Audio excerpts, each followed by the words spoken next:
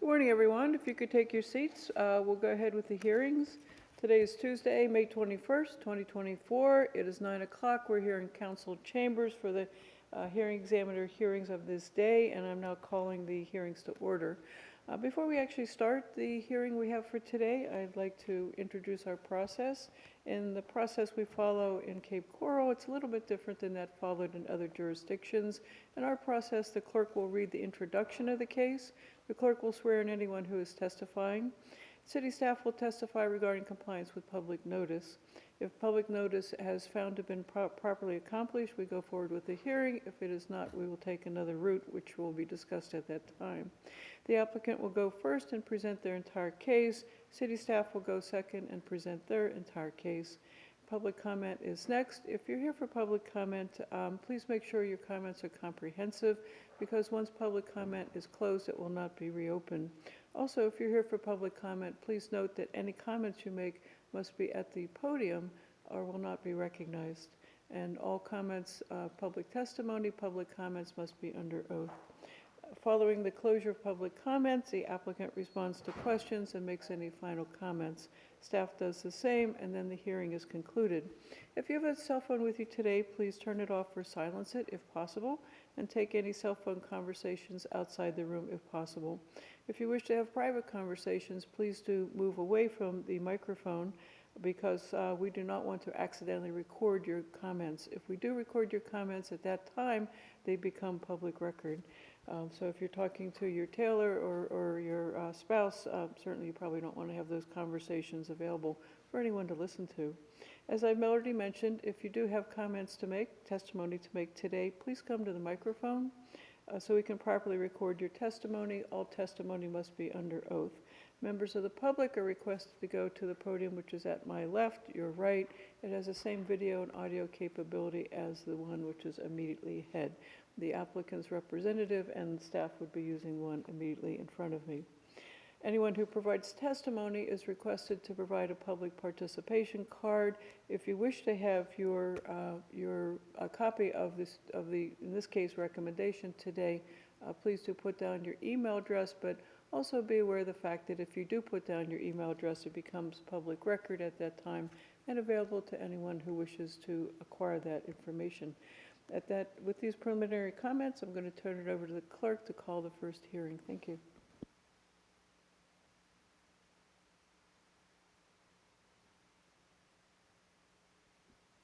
Case number PUD 22-000012, address, access undetermined, strap numbers 364322C, 300009, 0000, 364322C, 305268, 0330, and 364322C, 305270016, applicant PCI Management Inc. The RPUD area, also known as North Cape Estates, will be a gated waterfront community in northwest Cape Coral with 24 single-family residential units. The applicants are rezoning the 17.12-acre site from the single-family residential R1 district to the residential PUD. They are requesting approval of a master concept plan, MCP, and approval of the proposed uses, densities, and dimensional standards. Additionally, they are requesting relief from the following standards.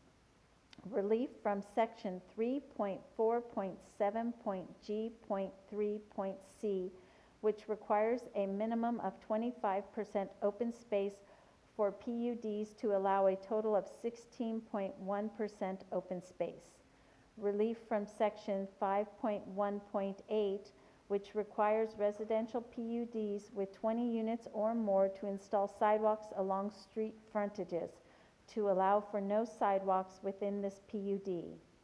Relief from section 3.4.7.G.3.D to allow for a perimeter wall in lieu of landscaping between a PUD and adjacent land uses.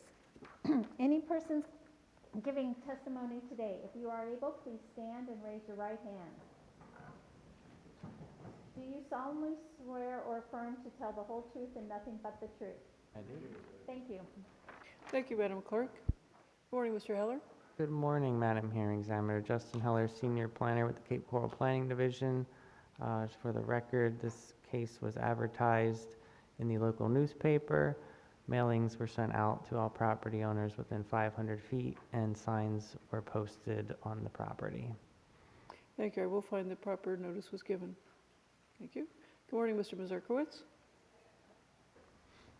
Morning, Madam Hearing Examiner. Joe Mazurkowitz here on behalf of the owner and applicant PCI Management, PCIFL, LLC, and others, collectively the owners of the parcel of land located in Northwest Cape Coral. Madam Hearing Examiner, this time I would like to be recognized as an expert witness based on previous appearances in these hearings and my CV that was submitted earlier. I will recognize you an expert regarding issues that are relevant for today's hearing based upon your CV, which has previously been provided, and also based upon your numerous appearances here regarding matters that are similar to those being discussed today. Thank you. Thank you, Madam Hearing Examiner. This property is located on Block 5268, is made up of 14 parcels, which will be combined together as part of this process. We are asking for both approval of our PUD for our PUD, residential PUD zoning, and approval of our master concept plan.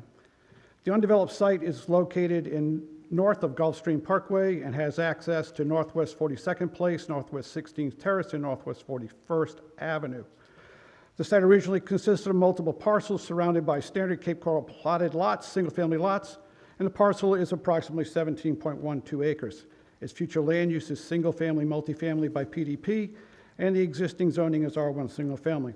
The site is not presently serviced by city utilities. We're requesting the PUD for the following reasons. Our PUD application is for an RPUD residential PUD. In lieu of standard single-family zoning, because the development is for a new gated community made up of half-acre lots, the unique configuration of the half-acre lots, the creation of a new canal to support waterfront access and additional firefighting capacity to the area, the creation of boathouses set back into the residential property, and a replat of the majority of the property to remove public rights-of-way and easements within the newly developed gated community makes the PUD process the preferred method of attaining all the necessary entitlements for this very unique project. We listed in our applications the following residential home site setbacks for newly developed lots, side setback of minimum side setback of 7.5, minimum front setback of 25, minimum rear setback of 20, height, maximum height 38 foot, with the exception of boathouses, which will be on the rear of the properties, having a 0 side setback and a 0 rear setback. We're requesting a 0 foot setback for the boathouses on the individual residential lots. And when the boathouse is attached, to the main structure of the residential home, a 0 foot side setback for an area 20 feet beyond the standard boathouse footprint. We'll talk about this further because this is an issue that we have to talk about with and provide more information. We're requesting a 38-foot height limitation for the boathouses. We're requesting the ability to allow the boathouses to be connected to a single-family residence on the same parcel, with the connection point being within the approved setback for each individual single-family residential lot. We're also proposing and requesting common driveways to serve as hammerhead turnaround areas. The pavers will be significant to support fire access. We're requesting the approval of the standpipe locations and quantities as shown on the master concept plan, approval of buffer wall fence between existing residential lots and this new development to be concrete and located as shown on the master concept plan. We're requesting the existing platted lots, which do not meet the current standard for replatting, will not be included in our request for replatting.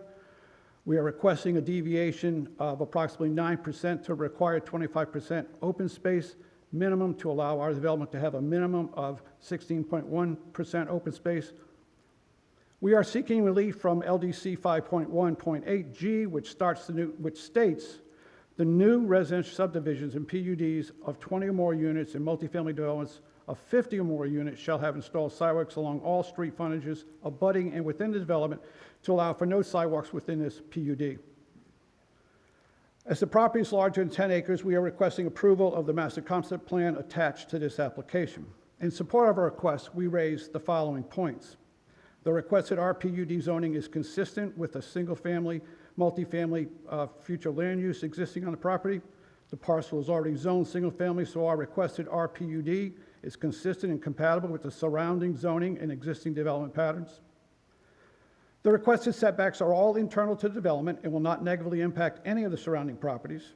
The replat of the roadway is internal to the project, and appropriate improvements will be made to the rights-of-way to the ends of the newly improved streets outside of the development. In support of location and lack of landscaping on the outside of the fence surrounding the project, we note that similar fences are permitted and installed between single-family homes throughout the areas of the city with R1 zonings, and we'll be addressing that one more in the future also. In support of existing platted lots not being included in the replatting, we will provide letters of the owners of those lots stating they support this process and have no objections to be included in it. In support of our requested reduction of approximately 9% to required open space required by the city, we are limited by the definition of what is allowed to be included as open space. If we utilize the open space and access easements, drainage easements, canal water, and other open space, there is approximately 21% provided. If we include the boat basin's water, there is 27% of open space. Further, we would point out the size of these individual lots in this development are twice the size of the standard Cape Coral lot and will provide for a far greater look of open area for this project. In support of our request to not install sidewalks within this PUD, we submit our larger lots within development will give a feel of a residential estate community and more of a country rural feel to the community where sidewalks are neither expected nor wanted. There are no common area amenities within development where the residents might use sidewalks to take advantage of them. Therefore, the need for internal pedestrian strips is minimal. We are asking for the following uses to be allowed on a PUD. Most of them are allowed in residential zoning categories within the city of Cape Coral. Number one, essential services, single-family homes, boathouses, and common recreation areas. The maintenance of the improvements and uses that are outside of the single-family lots will be done by the HOA in accordance with the documents provided as attached to this application. The location of this parcel, along with the size, makes it well a qualified candidate for an RPUD residential development within the city, and this is unique type of development that does not exist anywhere else in the city. We have reviewed staff's report and would like to make it part of our presentation with the exception of only 2 issues, and those are the issues we'd like to further discuss at this time. First, condition 6A, the second half of that condition. Boathouses that are attached to the primary structure shall have a minimum side setback of 7.5 foot. This is what the community looks like from the street and from the canals is what we're trying to replicate throughout the whole community, whether they are attached to the single-family structure on the lot or whether they are separated from single-family structure on the lot. What staff is requesting in their report is that if they are separate, they can have boathouses can have a 0 lot setback, side setback, 0 foot side setback if they're detached from a single-family home. If they are attached, they want the single-family home side setback to be the same for the boathouse. What this does is if you're looking from the street on these big lots, if they are attached, you'll see the two houses side by side, and you'll see the 2 boathouses to the rear of them attached. If this application would go through as recommended by staff, you would have a different view if the boathouses were attached to the house. It would be a distinct different view. You wouldn't see the boathouse like you would if they were detached. They would be behind the house. There's 2 things this creates. Number one, it creates from the roadway a distinct different aesthetic view. We want them all to be very similar. And then number 2, it eliminates the water view from the houses who have the boathouses attached to them.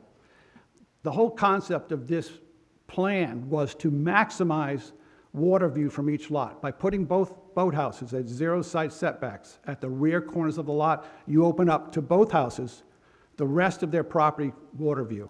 We think this is part of the design of the community, is inherent in the design of the community. We respectfully request that you would write your report in favor of our request that all boathouses have 0-foot side setback, whether they are attached or detached. Our second comment on the staff report is condition number 15, where they want a 5-foot wide landscape strip installed outside the wall.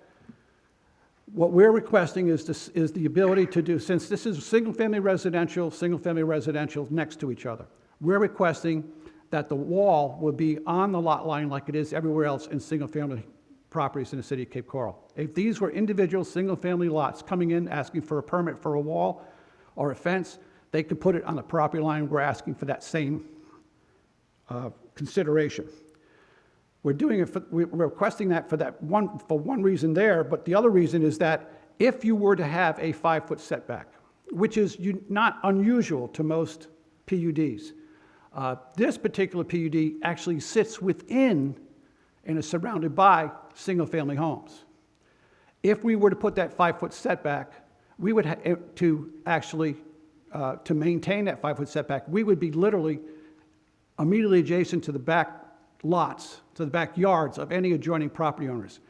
We think it is more important for us to put the wall on the property line, delineating both the adjoining property owner's property line and our property line. Just think what would happen if a single-family home adjacent to this project were to make a request for a permit to put a wall or a fence around the back of their yard. We would have a fence, a 5-foot landscape buffer, and a fence with little or no place to get to maintain that property. We think it'd be much better to put that, to put the fences to the property line where the adjoining properties would only have to go to that fence, the existing fence that surrounds the PUD, instead of building two fences 5 foot apart from each other. Madam Hearing Examiner, we would like to commend staff for the effort they put together in reviewing this application. They have been very diligent in trying to make this square peg fit into a round hole. This is a unique development within the city of Cape Coral. They spent a lot of time. The staff report is very comprehensive, and with the exception of those the two conditions we raised today, we would request, first of all, we thank staff for their work, and we would request a recommendation from you to City Council to approve this PUD with the two conditions eliminated as we requested in our presentation today. Thank you. Thank you. I have no questions at this time, Mr. Heller, and thank you for complimenting city staff. We don't get a lot of compliments, or staff doesn't get a lot of compliments in this arena, so I appreciate your comments. Mr. Heller?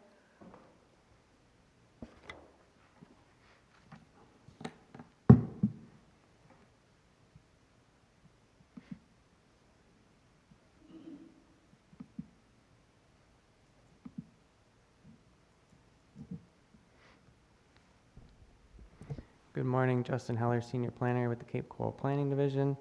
For the purposes of this hearing, I would like to be recognized as an expert in the field of land use planning based off my credentials with the city and prior testimony similar to this case. Thank you. Thank you. I will recognize you as an expert based upon your CV, which is on record with the city clerk, and also based upon your testimony in numerous hearings regarding issues that are similar to the issues in front of us today. Thank you. Thank you. This is PUD 22-000012. I'm not sure everyone can hear you. Could you kind of adjust? I'm sorry. Thank you. So the applicants are requesting to rezone 17.12 acres from R1 to RPUD, approval of their master concept plan, approval of the uses, densities, and dimensional standards, relief from section 3.4.7.G3C, which requires a minimum of 25% open space to allow them a total of 16.1% open space. Relief from section 5.1.8, requiring them, the residential PUDs with 20 units or more, to install sidewalks along street frontages to allow them to have no sidewalks within this PUD. and relief from section 3.4.7.g.3.d to allow a perimeter wall in lieu of landscaping between a PUD and adjacent land uses. So here's the location map. The site's in northwest Cape Coral. It is west of Old Burnt Store Road, south of the North Spreader Waterway, and north of Northwest 16th Terrace.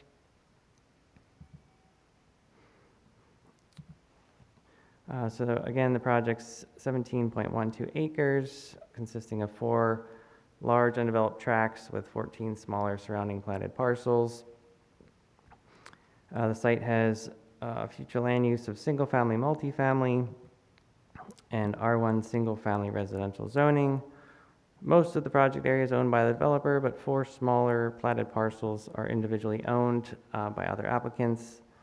The site is undeveloped except for 1 single-family home. The RPUD area is not presently serviced by city utilities.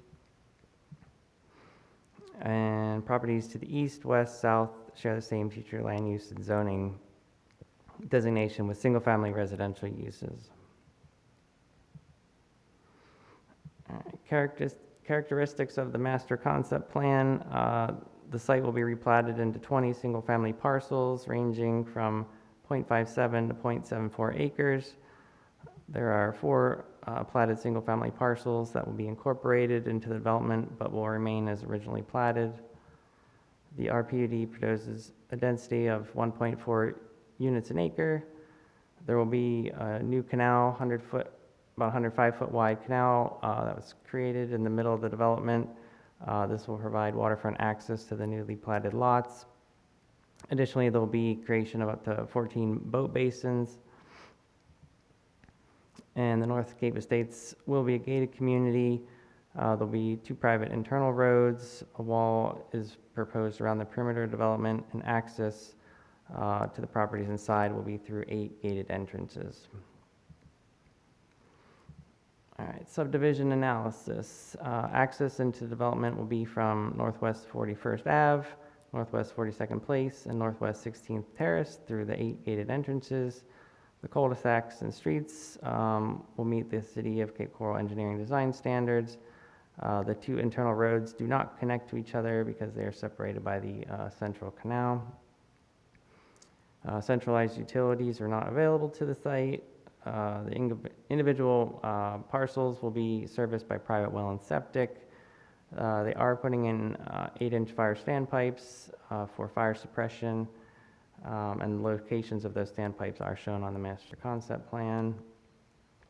The site will be replatted in 20 new residential lots. The newly created lots will be larger than the half-acre minimum that's required. The 4 smaller platted parcels will be excluded from that replat. No sidewalks are proposed within this PUD as they are seeking relief from that standard. The developer states the larger lots within development will give a feel of a residential estate type community where sidewalks aren't expected or wanted. There's also no common area amenities within development where residents might use those sidewalks and take advantage of them. The proposed uses for this RPUD are single-family residential and essential services. There is a newly proposed accessory use, which is boathouses. For the purposes of this RPUD, a boathouse is defined as an enclosed structure built entirely or partly over water for the purpose of sheltering watercraft and associated boating equipment. These structures may be attached or detached from the single-family residence and will be located over the boat basins shown on the master concept plan. 1 boathouse may be constructed per lot. Here's their master concept plan.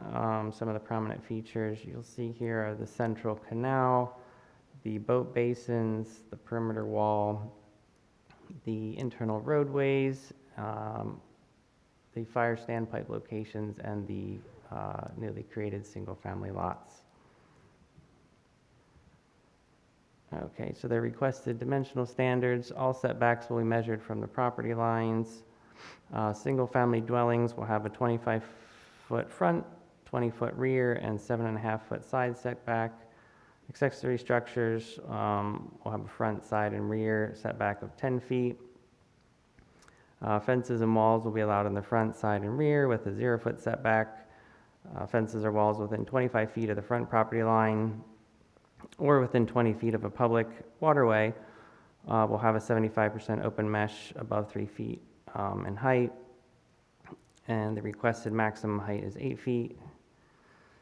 Staff is recommending a maximum height of 6 feet. However, 8-foot walls are typically reserved for buffering incompatible commercial uses adjacent to residential. The uses in the RPUD are similar to the surrounding single-family uses, so a 6-foot wall would be more harmonious with the neighborhood and similar to what surrounding residents would have in their yards. All right, so dimensional standards for the boathouses have a maximum height of 38 feet.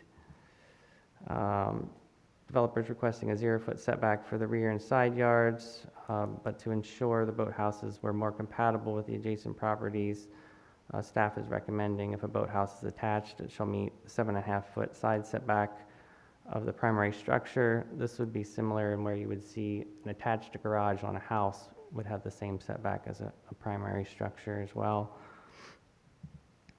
Boathouses shall not extend more than 20 feet over the land past the perimeter of the boat basin, and this will be measured from the center of the seawall cap. And boathouses will not exceed 75% of the first floor living area, square footage of the principal structure, or 2,500 square feet, whichever is greater. Here's their open space plan. The code requires 25%, however, they are asking for an approval of a lesser amount. They are providing 16.1%. They are providing a little over 2 acres, or 2.68 acres of open space. Of this, the majority is the central canal. There's another 0.62 acres in drainage easements, and 0.06 acres is open space. Anything within a right-of-way or access easement isn't allowed to be counted as open space. In support of the lower amount, they are going to have additional green space since the lots are far larger than a normal 10,000 square foot lot, so there will still have the appearance of more green space within the PUD. So our rezone analysis, rezoning 17.12 acres from R1 to RPUD. Here's just our before and after. Currently, the site and all surrounding parcels have R1 single-family zoning, and they are requesting the residential PUD. Okay, first standard, whether the proposed zoning district is consistent with the city comprehensive plan. This meets policy 1.15. The requested RPUD is consistent with the single-family, multifamily future land use classification. Standard 2, whether the full range of uses allowed in the proposed zoning district will be compatible with existing uses in the area under consideration.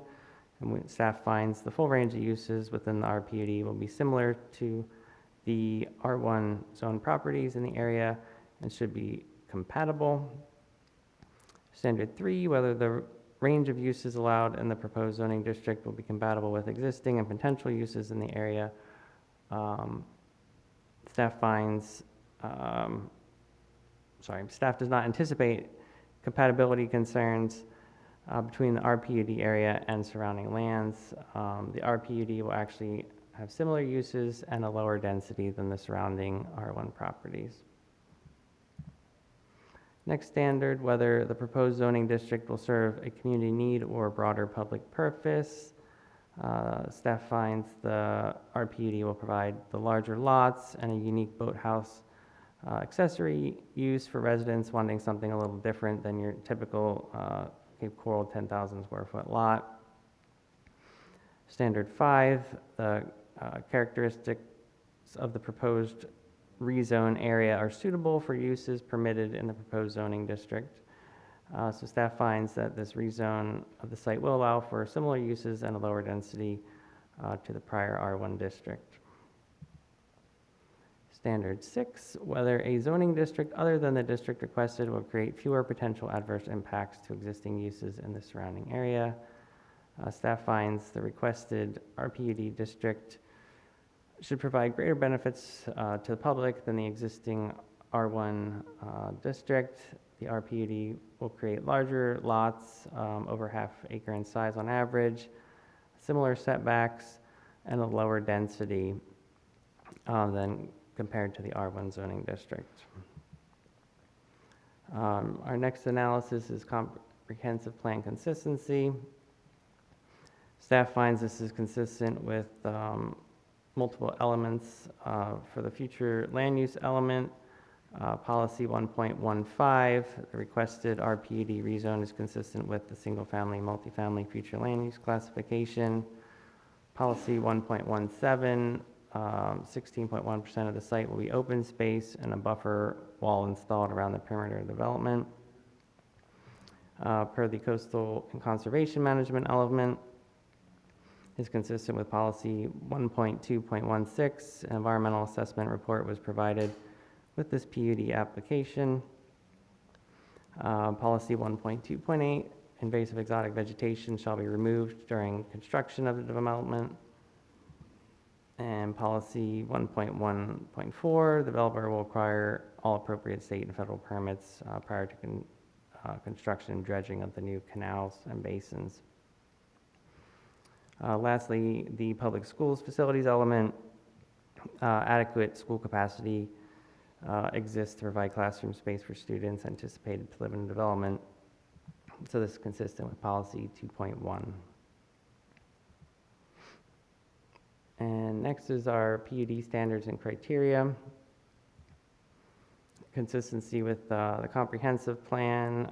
As we just discussed, this is consistent with several comprehensive plan policies. Uses and densities. The RPUD will allow single-family residential and essential services. The proposed density, again, is 1.4 units an acre. Dimensional standards, approval of those shown on the master concept plan and those in the terms and conditions. Compatibility, the project will be compatible with existing and future uses in the development and surrounding area as conditioned. Density, 1.4 units an acre is lower than the surrounding R1 zone parcels. Open space, requesting approval of 16.1% as shown on the open space plan. Perimeter buffers, the developer didn't propose any landscape buffer. No landscape plan was provided. In lieu of a landscape buffer, they proposed the concrete wall around the perimeter of the development. Staff has provided a landscape buffer condition to meet this standard.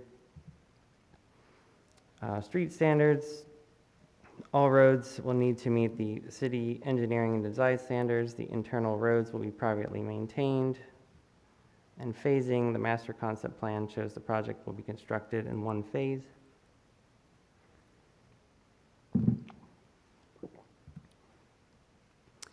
Staff, Cape Coral Planning Division staff is recommending approval of the requested RPUD with the conditions. And I had one request for additional information. And then I have a whole bunch of terms of and conditions if you would like me to go through those. I wouldn't. Before you do that, I do have a question. Have you received input from the fire and police? I regarding have, this? yes. And could you put on the record what their input was, please? Yes. They anticipate minimal impacts from this proposed development. That was from both of them? Yes. Okay, thank you.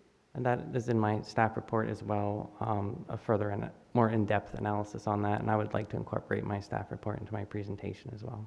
Thank you. So noted. Yes, if you'd go through the conditions, I'd appreciate it. Thank you. Okay. Condition 1, except as specified in these terms and conditions of approval, the project shall be governed by those standards and dimensional standards appearing in the master concept plan entitled North Cape Estates PUD Master Concept Plan, prepared by J.R. Evans Engineering, dated April 15, 2024, appearing as Exhibit B. I want to note for the record, this is the correct date. I originally had a different date in the staff report. That was for the a prior master concept plan.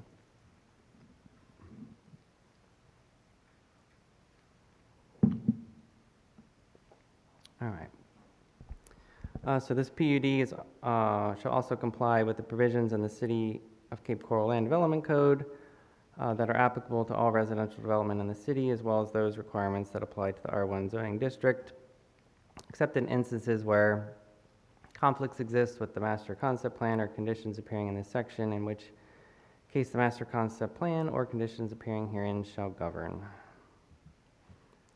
Condition 2, this PUD is approved for single-family residential essential service uses. No other use shall be allowed in the PUD unless the city council first approves one or more new uses as part of a PUD amendment. Condition 3, the North Cape Estates project shall not exceed a maximum of 24 single-family dwellings. Accessory dwelling units are prohibited in the PUD. Each subdivision lot shall have a minimum land area of a ½ acre. The owner of each lot is required to connect to public utilities when available, as required by City of Cape Coral Code of Ordinances. Condition 5, all property owners are entitled but not required to construct marine improvements as governed by LDC. Article 5, Chapter 4, the maximum number of boat slips, including those that will be inside boathouses for development, will be determined by the Lee County Manatee Protection Plan. Once the maximum number of boat slips has been reached as determined by the Manatee Protection Plan, no additional slips shall be approved by the city. All right, condition 6, each subdivision lot shall be eligible for a maximum of 1 attached or detached boathouse, subject to the following requirements. A, detached boathouses shall have minimum side and rear setbacks of 0 feet. Boathouses that are attached to a primary structure shall have a minimum side setback of 7.5 feet. And could you, I'm sorry to interrupt you, but could you address the comments made by Mr. Mazurkowitz regarding this condition? Yes, so we chose that 7.5 foot side setback to be more consistent with how we see similar structure, which would probably be like a garage, where it would meet the same setback as the principal structure. It would also be more, I guess, compatible with the neighbors to have some kind of setback between the two structures. So that's why we came up with that as well. And, you know, in a boathouse setting, you might have cans of gasoline and things like that for the boat.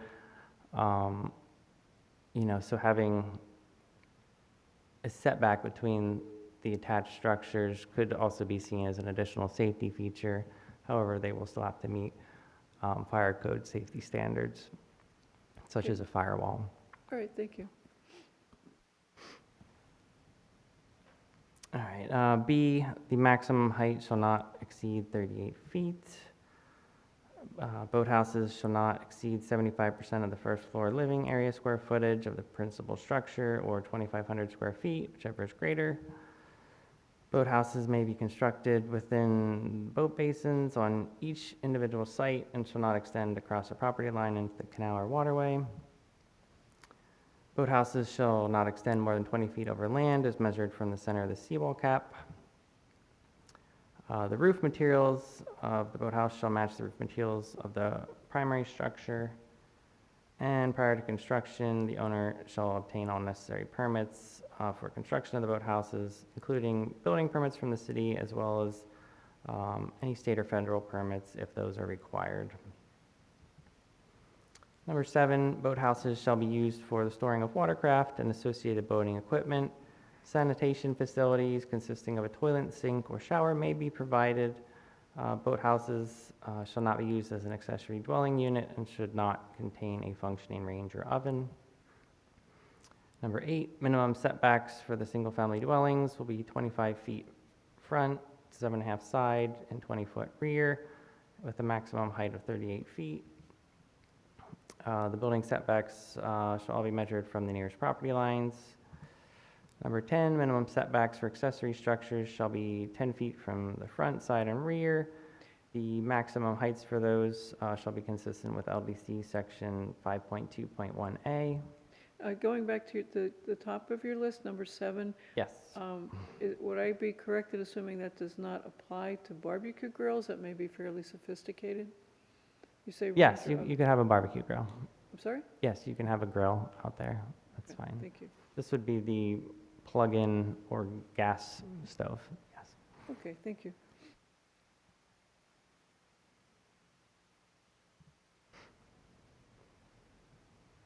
Okay. Number 11, accessory structures permitted in front yards shall be limited to the following: arbors, trellises, pergolas, flagpoles, fountains, and sculptures. Number 12, residential fences and walls shall have no minimum required setbacks. The maximum height shall be 6 feet. Allowable materials are concrete block with stucco, CBS, reinforced concrete with stucco, stone or brick, including simulated stone or brick, concrete, wrought iron, aluminum, or vinyl. Number 13, any fence or wall located within 25 feet of a front property line or 20 feet of a public water body shall meet the 75% open mesh requirements above 3 feet in height. Number 14, the North Cape Estates perimeter wall shall have a maximum height of 6 feet. Should the wall be placed in a drainage swale, the maximum height shall be measured from the finished grade of the adjacent lot to the top of the wall.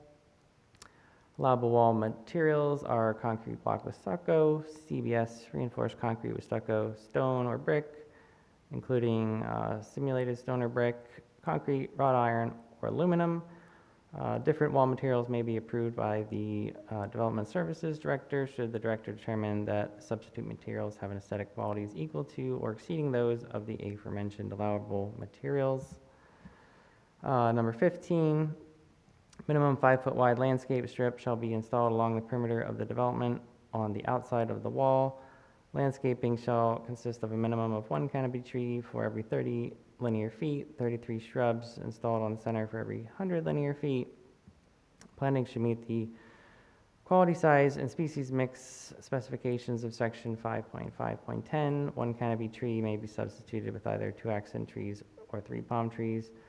The width of driveways shall be exempt from this provision. And can you comment on Mr. Mazurkowicz's testimony regarding this condition as well? Yes. So this condition was written in order to meet the requirement that PUDs must have a landscape buffer. All PUDs are required to have a landscape buffer between the RPUD and adjacent land uses. There was no exemption for it, similar to how you could request a lower amount of open space for council. That was not the case for this, so in order for us to move forward with a recommendation of approval, we prepared this condition in order to meet that PUD standard, to have some type of landscaping around the perimeter of the site. So we feel the landscaping would, I guess, break up and better buffer than just a solid concrete wall. It'd be more aesthetically pleasing, so that's why we have prepared that standard. Okay, thank you.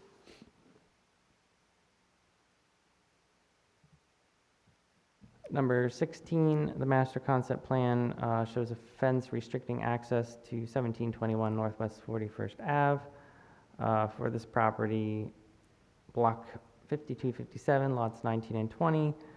The fence or wall may be reduced or eliminated and in its entirety provide sufficient access to this property. Number 17, the shoreline of any new subdivision lot in the RPD shall be protected by a seawall prior to the approval of a subdivision plat for the development. This provision shall not apply to any existing platted lot that is part of the RPUD area.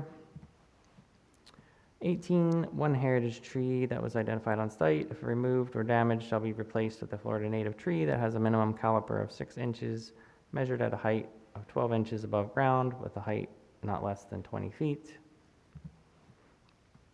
Number 19, invasive exotic plants are prohibited and shall be removed from the development site. Methods of removal and control that would damage native vegetation to be preserved are prohibited.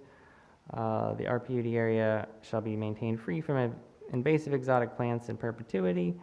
For the purpose of this condition, invasive exotic plants include those plants currently listed as Category 1 invasive by the Florida Exotic Pest Plant Council at the time of development.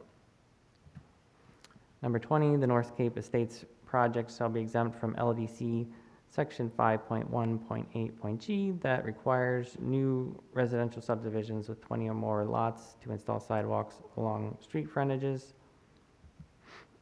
21, the developer shall provide a minimum of 16.1% open space within the RPUD area.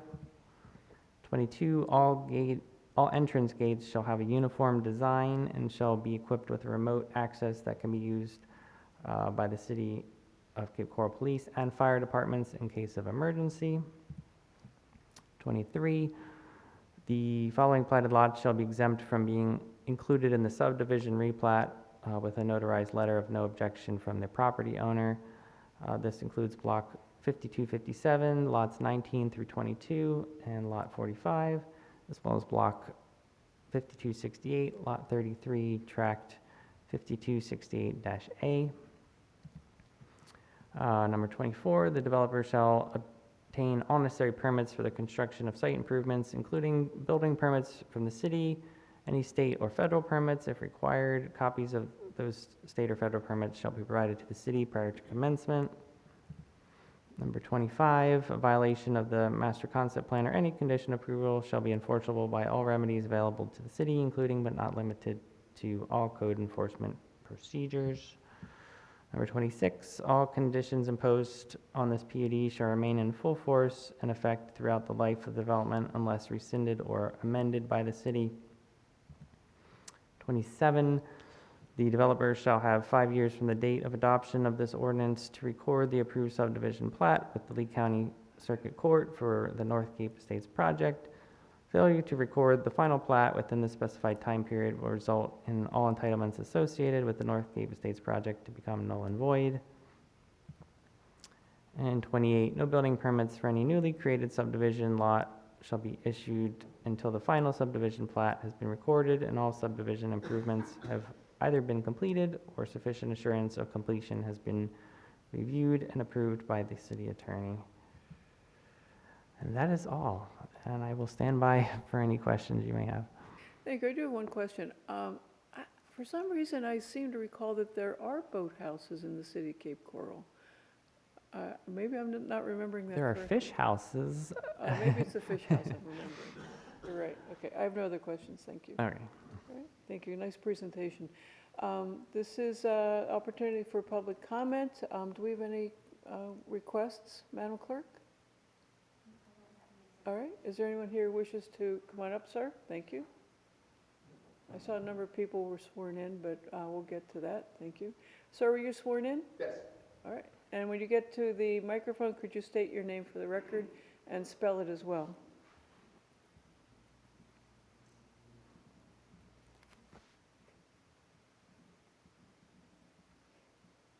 Good morning. My name is Roger Riddle, R-I-D-D-L-E. I am a retired home building executive and a developer and currently hold an active license with the state of Florida as a certified residential contractor. But I'm here today to speak on behalf of the Roger and Lori Riddle Trust that own lots 6 and 7 on Northwest 16th Terrace. We think the PUD, we're not opposed to the PUD at all. It's a very progressive idea, but to state the examiner's words, to fit a square peg in a round hole. That actually wasn't me. That was the applicant, but go ahead. Okay, gotcha. So sorry about that. But anyway, it is what we are opposed to is the wall. And I don't know if you can put that up on the screen, but it tooths out. I think Mr. Heller can help you with Mr. that. Heller? Thank you. As a former developer, the two criteria, anytime we ask for an exception through the city, a county, or whatever, it had to benefit the public, and it also could not decrease property values or decline the enjoyment of your property. As you can see, this wall, it tooths out. There's no symmetry to it. And quite frankly, the Northwest is kind of the last frontier for the city of Cape Coral to get it right. So we're opposed to the wall, and there's the three exceptions. The wall's the biggest one. The lack of green space is another one. The wall to south, there's no symmetry to it whatsoever. It does meet safety standards and guidelines, but my question is if you put the wall on the property line, how do you also put a 5-foot landscape buffer without going onto other people's property? So how does that happen? Excuse me, sir, could you not make a comment from your seat? You have an opportunity to, sir, you have an opportunity to talk at public comment. I'm sorry, Mr. Riddle. Thank you. Oh, that's okay. Thank you. But I don't feel, our trust doesn't feel that it serves a public interest, this wall. It's concrete walls, it's not aesthetically pleasing, and the last thing that Cape Coral needs is a monstrosity, a concrete monstrosity with no landscaping. So again, the PUD's a good idea, good for them, it's their property, we want them to excel and be successful, but we feel that the wall and the reduction of the green space from 25% to 16 space, again, in the defense of the developer, they said they want a country feel to it. How does this concrete wall give it a country feel? I've lived in the country, from the country, and I don't understand how this helps the public interest or how it gives it a country feel. Anyway, thank you for your time this morning, I appreciate it. Thank you for coming in and thank you for taking time out of your schedule to be here today. You're very welcome. Is there anyone else who'd like to testify today? I saw a number of hands of people being sworn in. Okay. Yes, sir. Come on up. Gentleman in the white shirt, come on up, sir. I thought you raised your hand. Did you want to speak at public comment?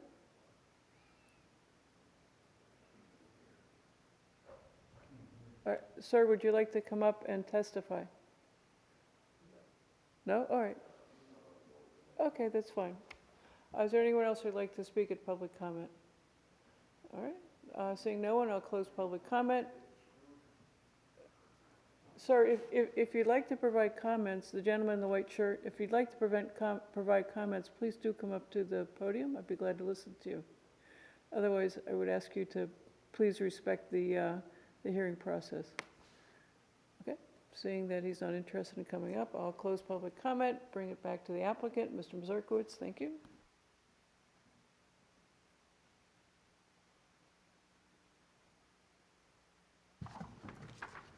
Thank you, Madam Hearing Examiner. Joe Mazurkowitz, President BJM Consulting, here on behalf of the applicant and property owner. We would like to include the presentation of staff in our application as submitted, with the exception of the conditions and the reasons for condition 6A, the second half of the opposition to 0-foot side setback when it is detached. The analogy the staff gave as to their reasoning why doing it this way was because that's the way they deal with garages. That is true. Garages exist throughout the city of Cape Coral, and they are not unique to a specific development. They exist with a 7.5-foot side setback because all garages in the city of Cape Coral that are attached to a house exist with a minimum of 7.5 side setback. And the reason that is to be consistent within the city, the total city, that all garages appear very similar. In this particular subdivision, if it is a detached boathouse, has a 0 lot line. To be consistent within the development on how we deal with boathouses, I would use staff's analogy as they did for garages. Throughout the city, it's a 7.5-foot side setback, detached, or attached, excuse me. Within this development, a 0 feet side setback would be consistent throughout the development, making it look the same throughout the development. Having two distinct differences based on the fact of the boathouse being attached or detached makes an inconsistency aesthetically within this development, and that's why we support the 0-foot side setback all the way through. As to the comments with regard to the wall on the property line and the green space. First of all, let's address the green space. There is a lot of green space. It's just that there is a lot of open space. It's just what is called open space and what can be used as open space. When we listed in our presentation all those other uses that we have, puts us well over 20% within the development, if we consider all of the spaces that are generally looked at as open. If you also consider these are half-acre lots, half-acre or larger lots, in the city of Cape Coral, they're all 10,000 square foot. These are much bigger lots, and the open space around these much bigger lots are going to give the appearance of a rural, or excuse me, a rural or country feel for the community. The need to divide in the wall, it could be a wall or a fence, and we believe that the requirements that city staff put in that we agree to, when the fence goes to the front or the water side of the property, it's not going to be completely opaque. There'll be 75% opening space in those at 3 foot above the ground as required by the code. So when this wall goes out into the front, where it jots out into the fronts of property adjacent to the front of adjoining properties, it'll be open. The need for Could you explain the that a wall. little? Excuse me, I apologize for interrupting. Could you explain the wall concept with the open space you've just alluded to? Thank you. I think that might be helpful. Thank you. Code states that it's in the staff report, that when the wall is, on 13, condition 13, any fence or wall located within 25 foot of a front property line or within 20 foot of a public water body shall meet 75% open mesh requirements above 3 foot in height. So above 3 foot in height, when you get to the front, what is normally looked at as a front yard or the rear setback, it'll be open above 3 foot. It'll be a mesh, open fence. It won't be a solid wall. Thank you. We explained, I thought, in great detail the reason why we want the wall fence combination on the property line. It would create the need for the maintenance of this 5 foot area will be maintaining in people's backyards, right on that back property line. We'll be maintaining that area.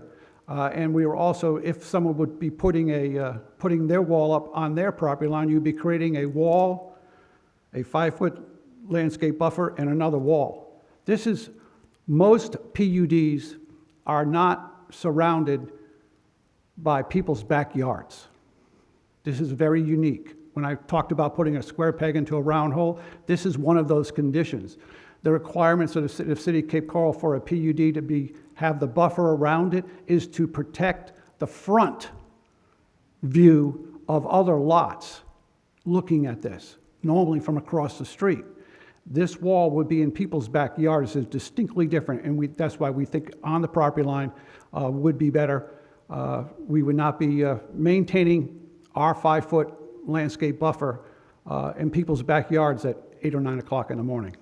And we think this would be a much more fitting condition to put in people's backyards rather than what we normally would think of as across the street from someone's front yard.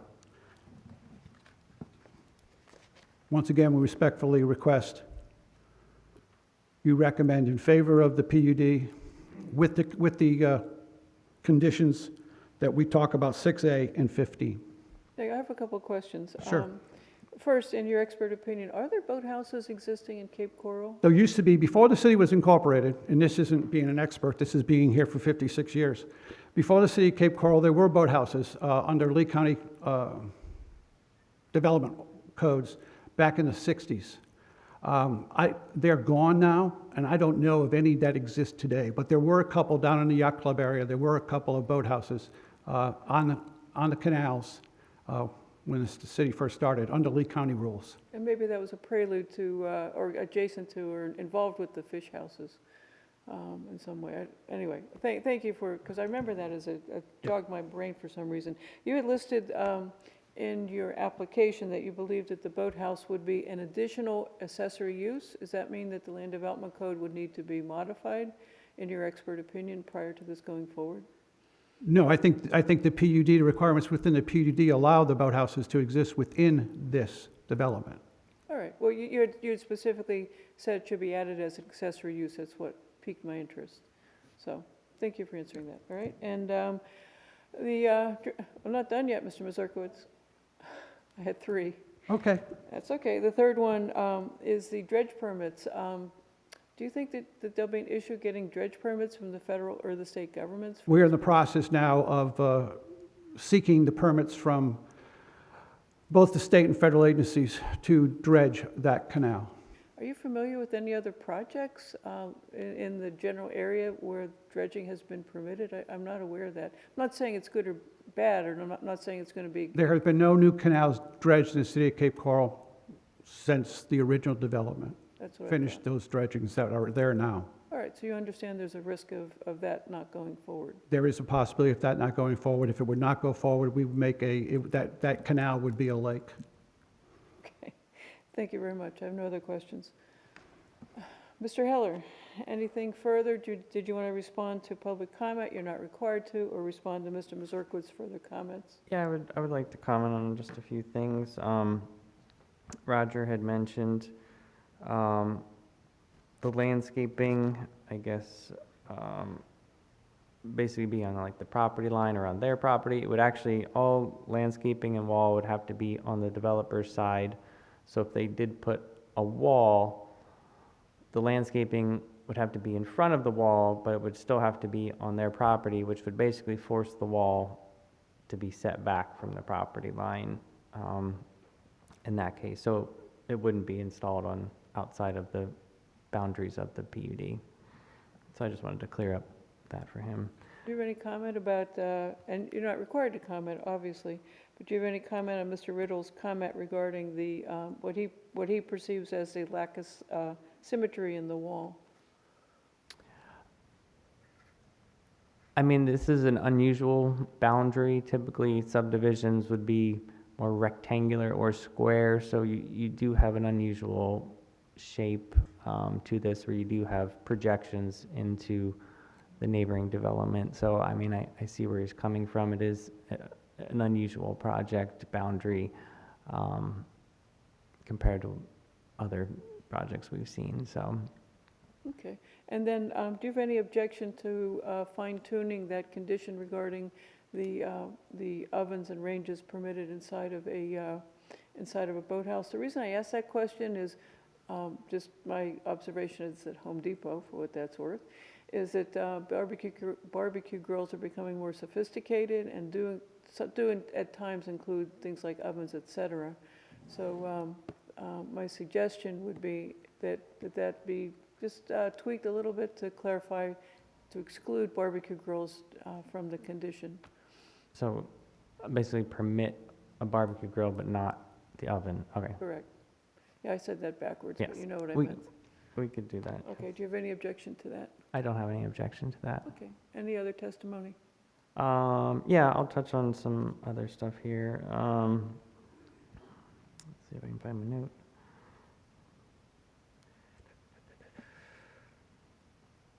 All right. So as far as the comments about the landscaping and the wall, I do agree there are scenarios that Joe pointed out where, for example, can you see my mouse up here? No, you can't. Okay. Well, let's say one of the properties, their backyard abuts up to the PUD area, and the wall goes in for the PUD. You have a 5-foot landscape strip, and then this guy decides to put a fence in his backyard. Well, you would end up with a 5-foot landscape strip trapped between two walls that nobody sees and nearly impossible to maintain.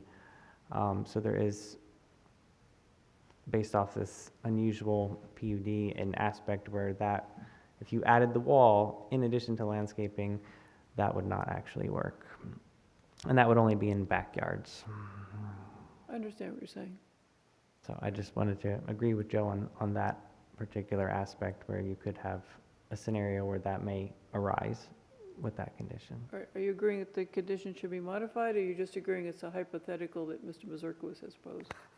It's a hypothetical, but I think it's a valid hypothetical, and maybe we could work on revising that condition as well.